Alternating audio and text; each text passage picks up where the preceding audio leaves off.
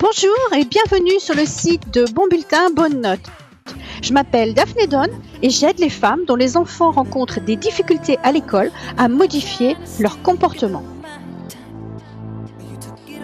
Bonjour, bienvenue dans ce nouvel épisode. Alors aujourd'hui c'est l'épisode numéro 35, ces expériences passées, le bloc aujourd'hui. Alors dans cet épisode, on va parler du passé de votre enfant. Alors, vous le savez peut-être, si vous avez fait le diagnostic qui est directement accessible dans le menu du site de Bon Bulletin, Bonne Note, quand je vous demande quel est le plus gros problème de votre enfant selon vous, vous êtes quelques-unes à me dire que ce qui s'est passé a aujourd'hui encore une influence sur la scolarité de votre enfant. Je voudrais donc que l'on parle à nouveau du passé. Qu'est-ce que le passé ? Sincèrement, posez-vous 2 secondes et demandez-vous qu'est-ce que c'est que le passé. Qu'est-ce qu'il vous reste de votre passé ? Le passé n'existe plus, vous êtes d'accord avec ça, je pense. Il ne vous reste de votre passé que des histoires. C'est pareil pour votre enfant, c'est pareil pour moi. Le passé n'existe pas, et pas plus que le futur d'ailleurs. Seul le moment présent existe. Du passé, vous n'avez que la mémoire des événements, et du futur, vous n'avez que l'imagination, d'accord ? Mais qu'est-ce que c'est exactement que cette mémoire et cette imagination ? Quand vous vous remémorez quelque chose, qu'est-ce qui se passe en vous ? Vous avez une pensée à propos de ce qui s'est passé ou de ce que vous vous rappelez. Quand vous imaginez qu'il va se passer quelque chose plus tard ou que vous souhaitez qu'il se passe quelque chose plus tard, là aussi, ce ne sont que des pensées que vous avez. On est d'accord ? Donc, revenir sans arrêt, faire référence sans arrêt à son passé, qu'est-ce que ça veut dire en réalité ? Ça veut dire que l'on s'autorise à avoir encore et encore des pensées à propos de quelque chose qui n'existe plus. Alors, quand vous me dites que votre enfant reste bloqué à propos de choses qui se sont passées pour lui, des expériences décevantes qu'il continue de ressasser encore et encore, ou que vous continuez, vous, de ressasser encore et encore, ce sont juste des pensées que vous avez pris l'habitude de penser encore et encore. Personnellement, je suis quelqu'un d'extrêmement orienté vers mon futur. Je crée des plannings de travail chaque semaine avec des plages horaires de 45 minutes, desquelles je ne déroge que rarement. Et du coup, je ne pense finalement que très rarement au passé. Souvent, ma mère me dit « Tu te rappelles quand ton fils faisait ça ou quand ta fille faisait ça ?» Non, je me rappelle pas. Ah si, maintenant que tu le dis. C'est pas que j'ai oublié les événements du passé. C'est juste que mon mode de fonctionnement fait que je ne retourne que très très rarement mes pensées vers le passé. Alors, j'essaye au maximum de vivre dans le moment présent et je pense que nous savons toutes à quel point ça nous est bénéfique et l'essor de la méditation en France ces 10-15 dernières années, heureusement, nous y aide. Et du coup, mes pensées ne sont que très rarement tournées vers le passé, aussi beau ou dramatique que ce soit. Est-ce que ça change par rapport à quelqu'un qui se focalise continuellement sur son passé ? C'est que je n'ai pas d'histoire par rapport à mon passé. Je n'ai pas beaucoup de jugement non plus.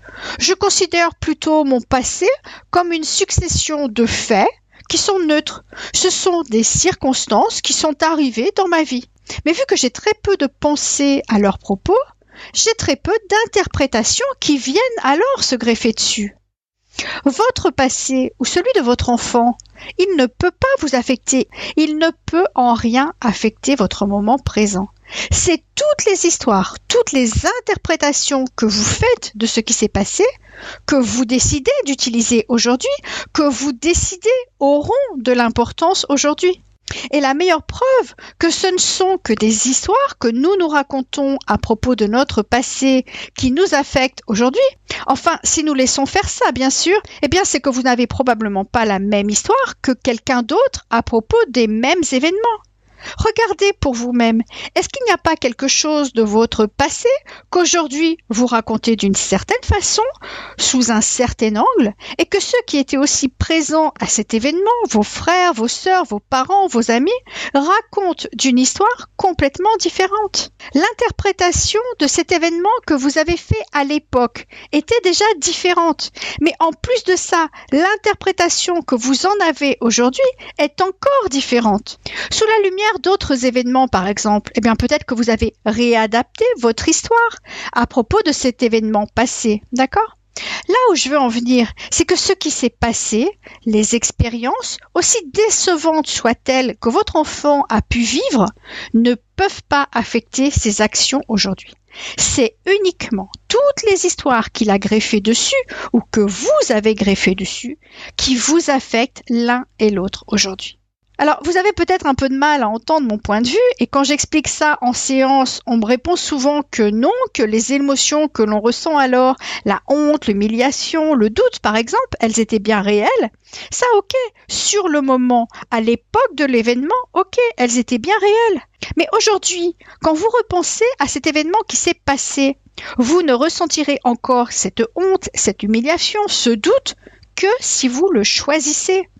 L'émotion que vous ressentez maintenant vient de la pensée que vous avez maintenant, pas de celle que vous aviez il y a 5, 10, 20 ans, d'accord ?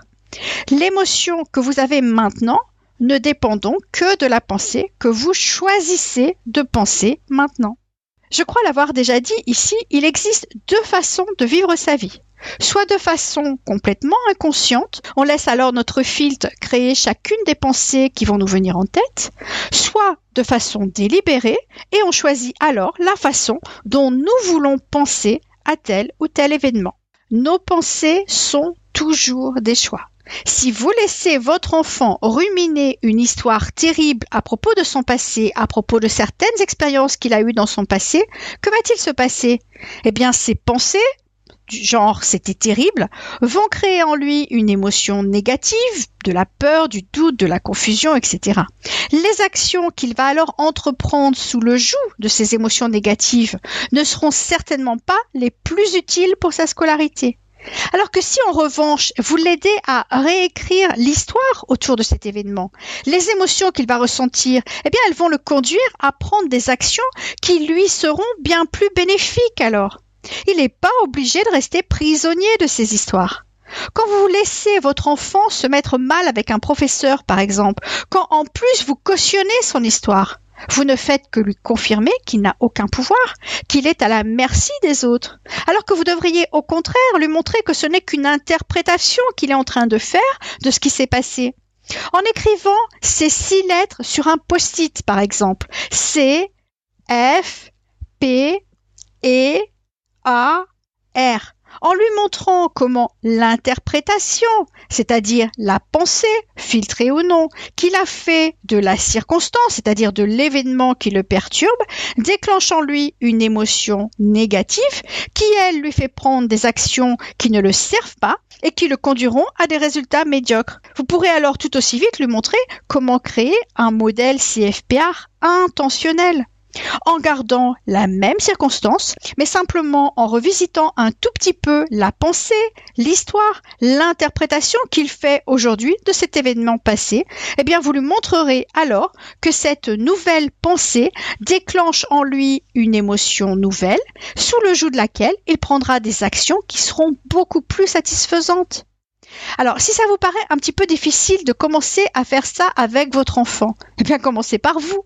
Je suis sûre que vous allez trouver très vite l'occasion de voir comment les pensées que vous avez aujourd'hui à propos de certains événements passés vous enferment vous aussi dans un comportement qui n'est pas le plus approprié pour vous.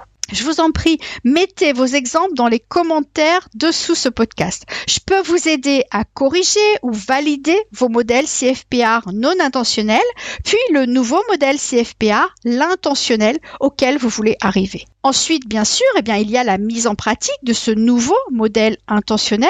Ça, c'est le plus difficile et c'est ce que je vous aide à faire dans mon programme de coaching. Si vous avez besoin d'aide pour tout ça, je vous propose que nous commencions par avoir une petite discussion ensemble sur Skype. Je ne commence aucun programme de coaching avec qui que ce soit sans cette première séance gratuite de 45 minutes que je vous offre. Si ça vous intéresse, vous trouverez toutes les informations dans la partie références juste en dessous de ce podcast. En attendant, je vous dis à bientôt, à la semaine prochaine. Bye.